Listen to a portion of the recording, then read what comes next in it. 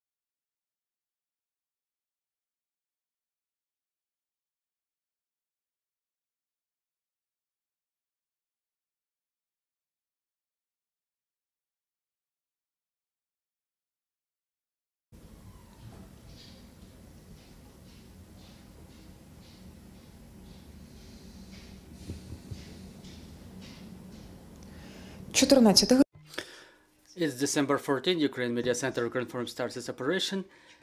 My name is Svetlana Chaparenko. We start our day with the conversation with the following topic: how to create digital inclusion. The Ministry of Digital Transformation and partners are about to announce the results of their studies.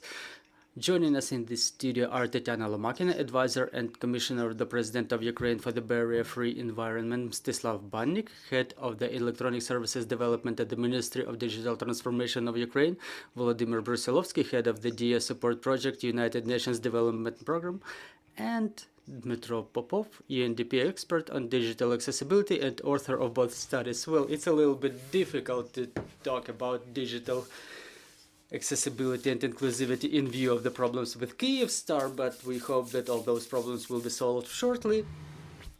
So, Ms. Tetiana, let's start this conversation with you. Can you please tell us how is the digital inclusion regulated in European Union, and how do we integrate those practices in our legislation? Good morning, everybody.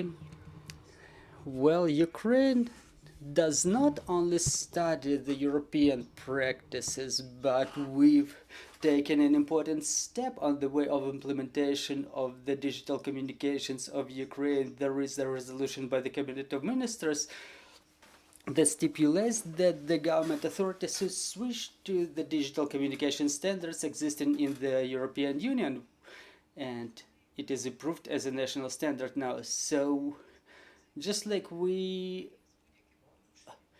usually do it, we keep asking, how can I use all those services with different types of impairments like sight impairment or hearing impairment? So it's just the first step, and ahead of us we have a lot of systemic work when we are about to recreate. We will recreate the new under the new standards, but everything that works now, we have to make it work in a way it's accessible and barrier-free. It requires a lot of financial investments and man hours that we will be working, but the fact that we switch to those standards is an important step. Again, during this war, we're like living in two realities. In one reality, we're modern and developed, and our DIA application is recognized all over the world. And on the other hand, we suffer damages every day, and those problems with Kyivstar cannot do anything but push us to the thought that, or prompt us to the thought that Probably everything is not so good, but we hope we will continue to receiving all the necessary digital services. Mr. Mstislav, can you please tell us about the way the Ministry of Digital Transformation implements the European practices, and maybe, as Ms. Tatiana mentioned, maybe there is some unique experience that we can share with the world, something developed by ourselves. Well, good morning, everybody. Let me start from the general things. We're talking about the barrier-free environment not for the first time, and in Ukraine, unfortunately, this area is only growing. We have a huge amount of civil population affected by the war. A lot of the military get injured, which results in sight and hearing impairment, and they require a lot of different solutions in the barrier-free area. And you know, the inclusivity is a huge puzzle. You cannot just take one element of this puzzle and say like, okay, we're done with the barrier-free environment issue. We have different studies for different solutions. Today we're talking about, today we're about to share the results of the study about the legal regulation and legal practices existing in Europe. So all those are the small pieces of the puzzle that we should take into account talking about the barrier-free environment. So it's not a task similar to an electronic service like charging your place of residence online. It's not something that you can just have done and get away with it. It's a regular process. It's an ongoing process that we should continue working in, and I want to thank the UNDP for all this work in this area, because we were talking about the studies of the barrier-free environment in Ukraine, and now we're talking about the solutions for the people with the sight impairment and harmonization with the European Union law. That is not a matter, that is not a thing that is about to happen or not to happen. It's a requirement for our accession.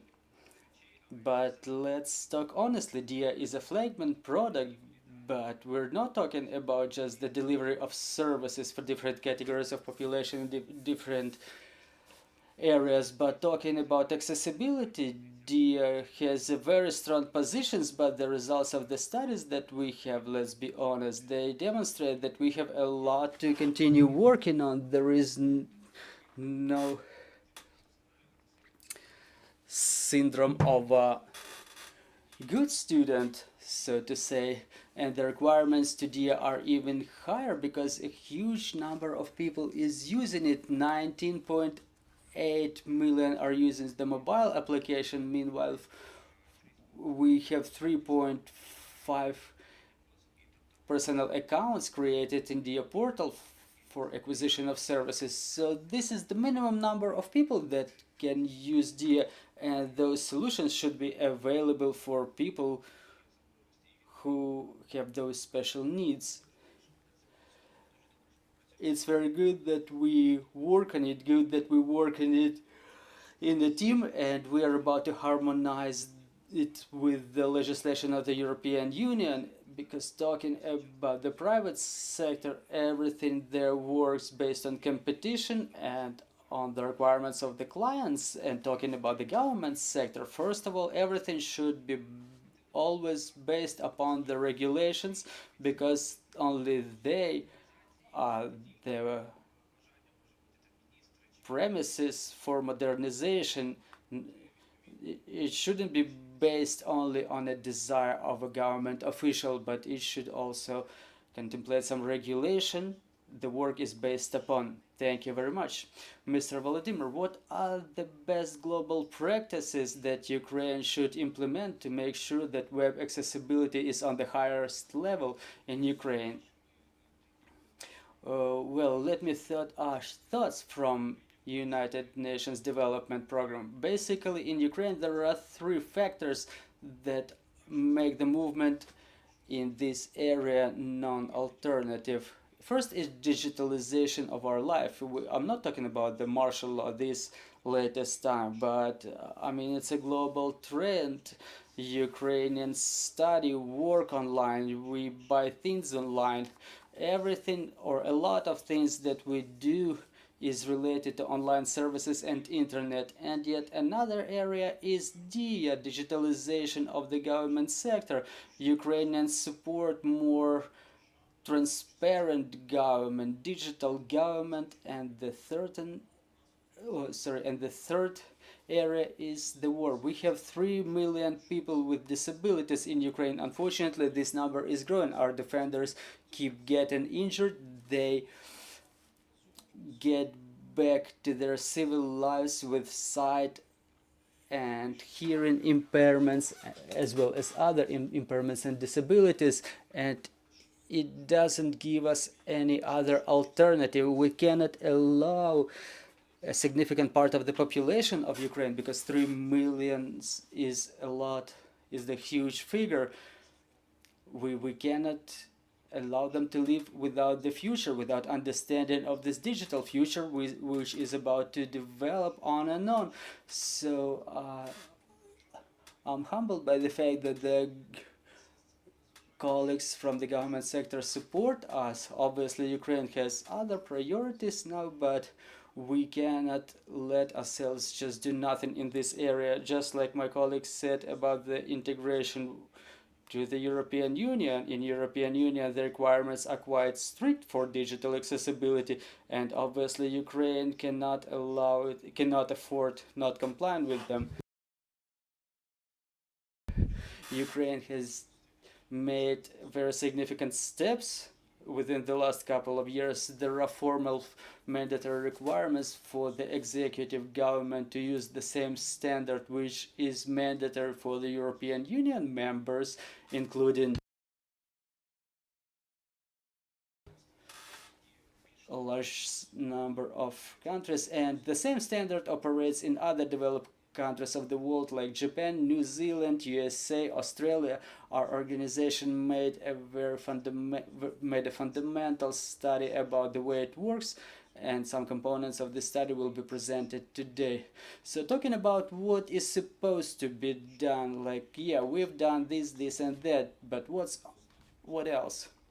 As we know, it's not always sufficient to adopt a legislation which says, like, do this. We understand that it requires implementation, control, it requires political pressure on those who are not willing to do so, not willing to comply. It requires the expansion of the legislation for the businesses, because if disabled people can, for example, cannot use or to buy the tickets for railway online, we cannot say that we have a developed society with no barriers. But I'm sure you can do it specifically in case of railway, Ukrzaliznytsa, but maybe in some other cases, you know. So we have to scale it up to all the sectors of the government, local government, and judicial authority. So we should institutionalize this process. The state is supposed to be able to do it by itself. We support it as UNDP, but we are at the phase when the state is supposed to acquire its competences, specialist teams, as well as energy and impetus to do it. We see that there is a movement in this direction, and we hope this movement is going to continue. Thank you, Mr. Volodymyr. So let's proceed to the results of the study. Mr. Dmytro, as an author of the study, probably you're about to present us the results. Good morning, everybody. Well, I'm about to present two studies today. First, best practices of regulation of digital accessibility in Ukraine, and second is the development of assisting technologies for people with disabilities. So the goal of the first study was to provide recommendations to regulate the digital accessibility that they created based on the best practices of the countries of European Union and Great Britain. Among the countries that we studied are Germany and France, Denmark, which is a leader of digital capability in year 2022. They were on the first place according to the index in 2022, and famous leaders in digital accessibility, Great Britain and Sweden. So talking in brief about this conclusions that we found out, the regulations of the developed countries is pretty much similar because it's based on two European directives. First directive 2016-2102 about accessibility of the websites and mobile applications of the government authorities, and another is Directive 2019-882 is the European Act on Accessibility. First directive is already implemented, the regulation is adopted in all of the countries, but it comes into effect starting with in 2025. Let me tell you in brief about the both directive. The first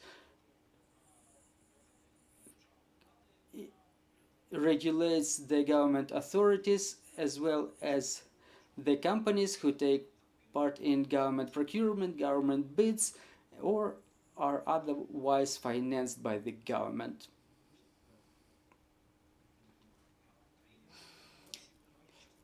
Those requirements are partially implemented in Ukraine according to the resolution of Cabinet of Ministers of Ukraine 757 dated 21st July 2023. So this resolution, it relies upon the same European standard that is the standard EN 301549, which is adopted in Ukraine as state standard in Ukraine, but the effect of this resolution only covers the executive authorities and the bodies that submit to it, and it does not contain the mechanism for control and monitoring of compliance with the requirements, and it is not effective for other branches of the government. It's only recommended for local governments. However, this resolution does not regulate the services provided by the private companies. The next directive is European Act on Accessibility. Its effect covers both government authorities and private businesses. So in this case, it doesn't matter what sector this or that body submits to.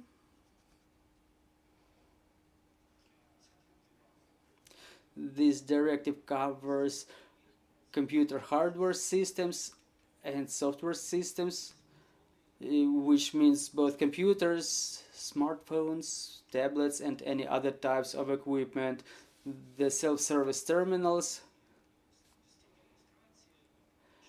the registration desks, information kiosks, ATMs, the machines, the ticket vending machines, so any electronic equipment that users can interact with, telecommunications equipment, telephones, everything related to television equipment, and equipment for multimedia services, as well as book reading devices. So this directive covers the electronic services, the communication services, the television services, multimedia access services, digital solutions for transportation services. For example, when you can buy tickets either on website or in an application or using a terminal, information about the movement of transport in real time, all this information is supposed to be available according to the directive. Banking services for final consumers on top of those provided to the businesses, the electronic book services, as well as electronic commerce services that include any agreements entered into with the help of digital tools.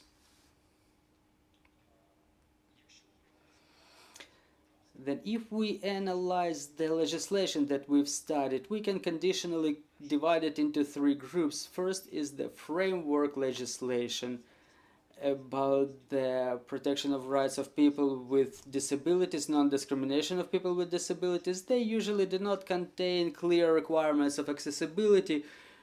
They just contemplate equal access to everything. Another law is the implementation of the European Directive on Accessibility of Government Websites and Mobile Applications, and another group is the laws that implement the second directive, the European Accessibility Act, that comes into effect in European countries starting with July 2025. Also, during this study, we were able to study relevant institutions that are in charge of control of the digital accessibility. In Great Britain, Denmark, and Sweden, the same institutions are responsible for control who are responsible for digital services.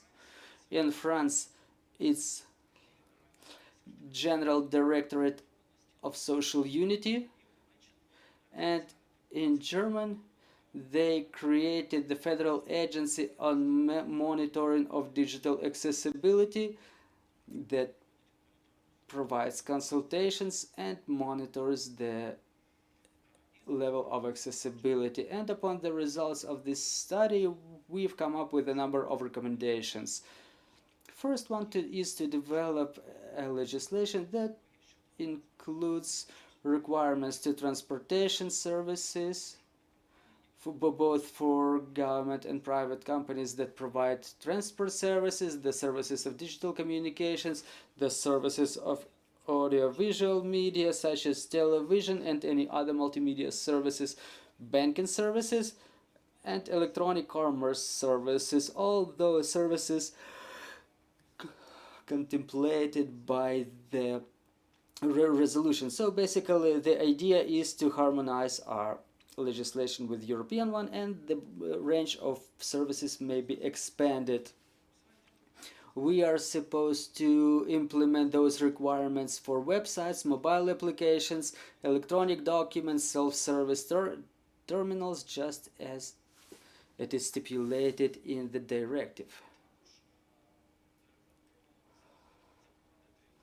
It's also recommended to implement those requirements for private businesses, because a lot of services that people with disabilities use, basically all those people that use, they usually use the services by private businesses, and everybody is entitled to the same conditions of use. So those are the same recommendations set forth in their directive. The recommendations as to implementation of requirements. First, we should rely upon the state standard EN 301549. It's already implemented in Ukraine, as well as resolution 757. It already relies upon this standard. We have the standard adopted and we can reference it. Also, we can rely upon the requirements of the directives. Also, the European laws contain the requirement to publish the application on the websites to make sure that the monitoring agencies understand whether the websites are adapted, or they need testing, or they are just not yet adapted, and all those conditions should be implemented in that website. Also, there should be a grace period for the private companies, just in the same way that it's done in European Union, because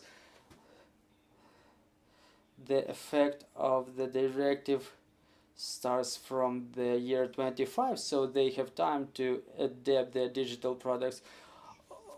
Also, the recommendation is to recommend the small businesses to follow those requirements. However, it won't be mandatory.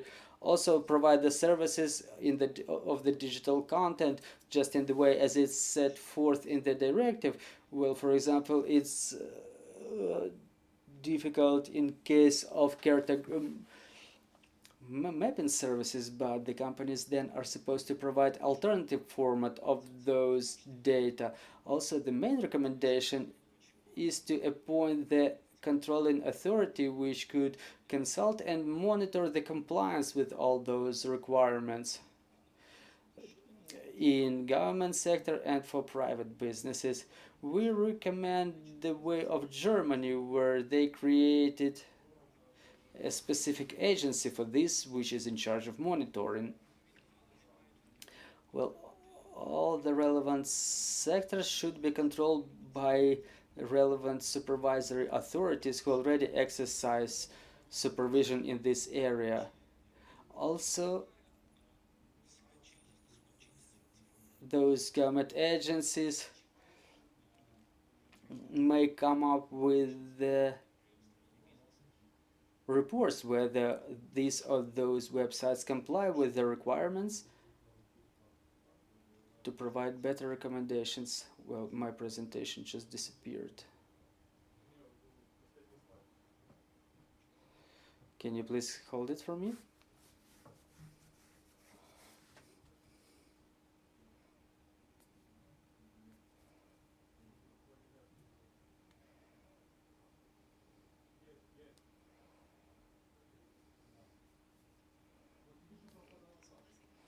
Meanwhile, we're having a small pause. We're talking about the European directive, talking about the accessibility measures to create the implementation plan for the directive. Ministry of Economy will be working on this with other parties involved. So yes, we work on implementation of this legislation. Thank you very much for the details. I apologize for the technical pause.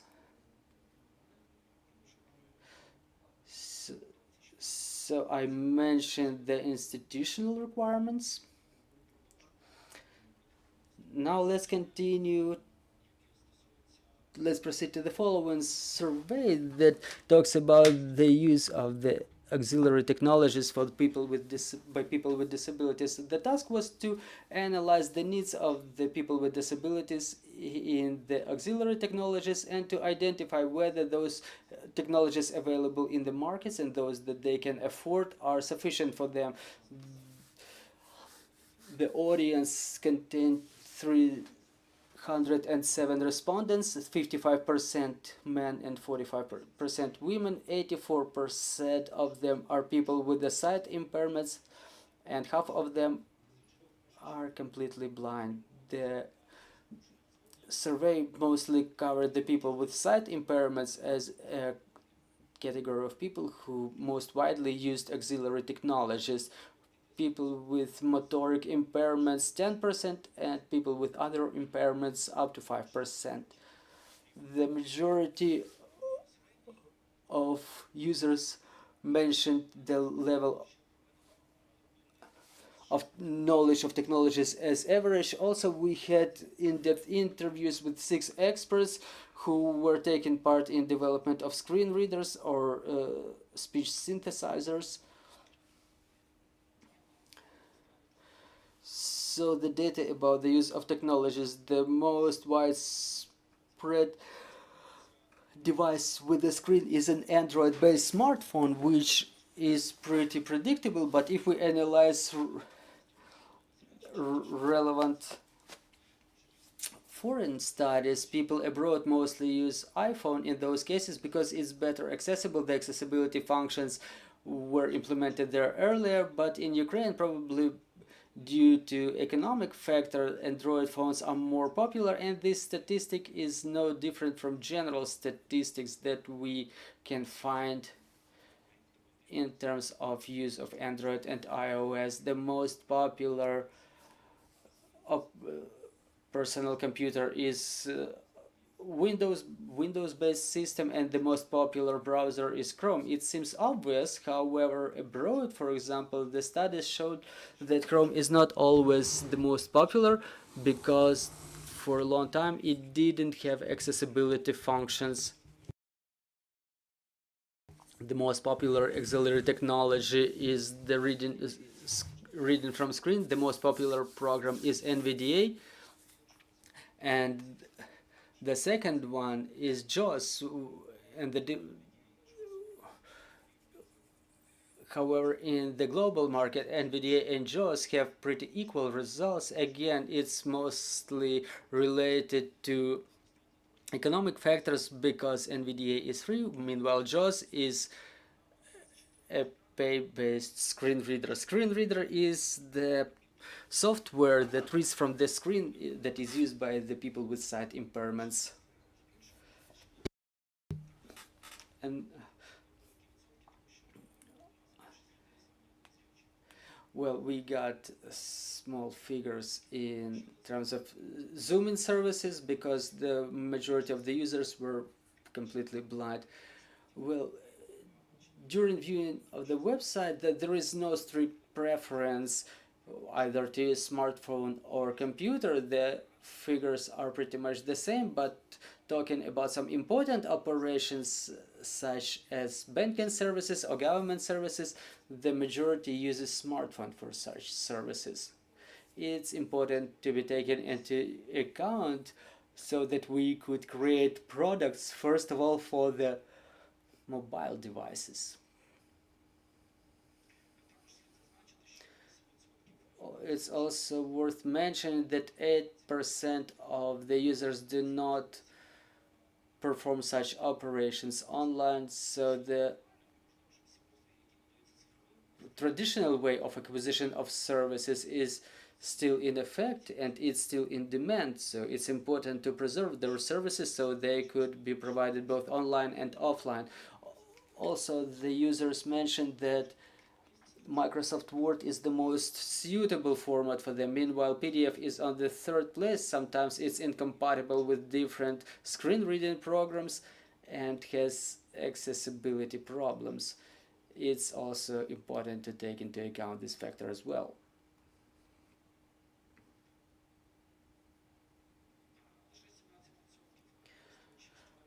Only 17% of users assert that the existing technologies are sufficient for them. The most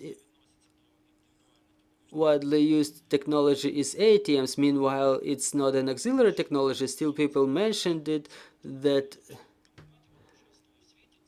this technology is something that they would gladly use. This type of technology, the ATMs with speech synthesizers, are already existing in the world, but they're not yet widely implemented in Ukraine. And those speech synthesizers are unfortunately not so widespread too. The Braille display is the display with the Braille script that is connected to the smartphone or other electronic devices. Unfortunately, those devices are very useful but very costly, and this is why not many people in Ukraine use it. Also, 18% mentioned that they need a paid screen reader. We understand it's a costly software, so this is why it's still in demand. So, conclusions about Ukrainian language synthesizers. First of all, Windows, which is a very popular operating system, doesn't have a built-in Ukrainian speech synthesizer. There are many volunteer software that can be installed, but if people buy a notebook and they pick Ukrainian language and they want to set up the new computer by themselves, they cannot do it because they cannot use the Ukrainian synthesizer, and they have to pick either English or Russian language. So basically, Ukrainian language synthesizer does not exist. The only quality voice is developed by Google TTS. It works on Android-based smartphones. The majority of Ukrainian TTS, the text-to-speech technology that is used by blind people, they are usually developed by the volunteers, and this is why people cannot use them. They resort to searching some illegal websites in search for such technologies, sometimes even Russian websites. And upon the results of this study, we were able to come up with a number of recommendations as follows. First, to review the possibility of compensation for the compensation of the cost of auxiliary technologies. Such type of program operates in a number of countries. We're not talking about full compensation, but compensation of a part of the cost of the technology. It's an issue that still requires more profound study. The second recommendation is improvement of Ukrainian speech synthesizers, and I recommend the following steps. First, cooperation with Microsoft to create a Ukrainian language TTS, because in the majority of European countries they have their voices, but they do not have one for Ukrainian language.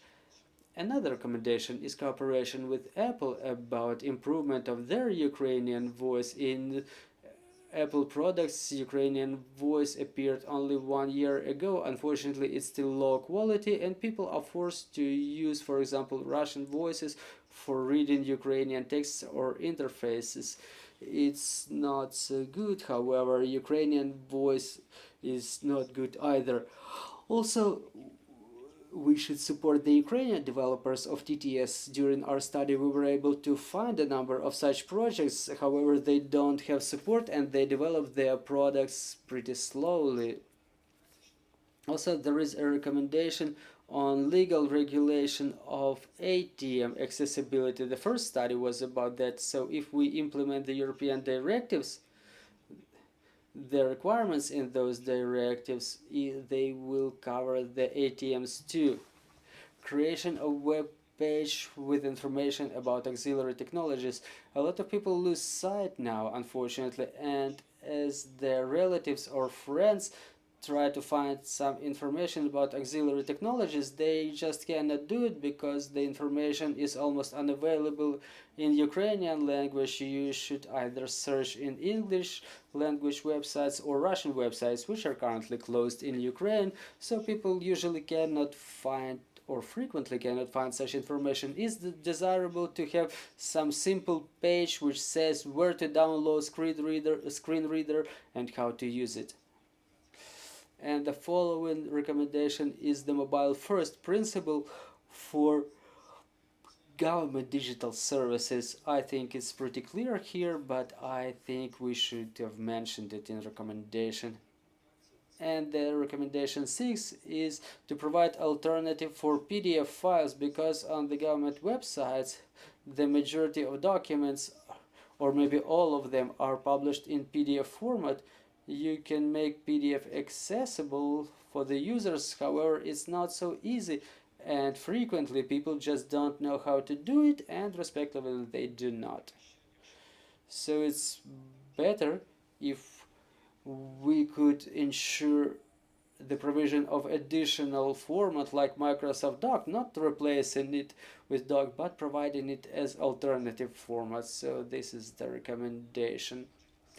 That's it with my studies. I'm happy to answer any of your questions. Thank you very much, Mr. Dmytro, for your presentation.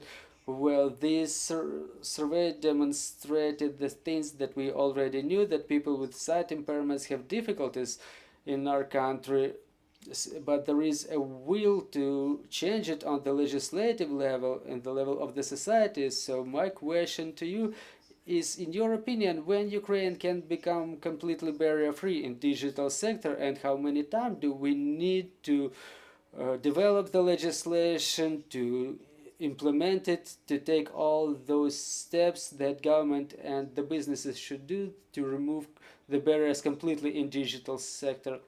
Well, unfortunately, I don't think it's going to happen very quickly. Even in Europe, it's not developing so quickly. Only in year 2016 the directive was adopted regarding the government websites, and for the private companies the requirements come into force only starting with 2025. But we can start developing legislation, because the standards and the directives are already there. We can move faster, but it's gonna take years one way or another, because adopting the legislation is good, adopting the standards is good. However, it's important to make people aware.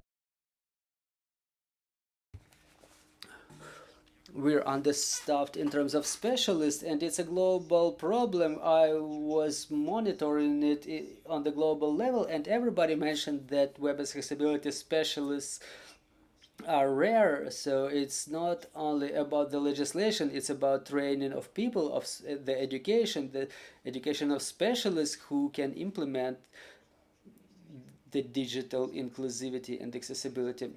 Maybe we have some questions on the floor. Well, now that we do not have any questions on the floor, thank you very much for your survey. Thank you for bringing up this important topic. Let me remind you that we were talking about the ways to improve the level of digital accessibility, and we will be back in air at 1500, and we will talk about the results of the year in the area of nuclear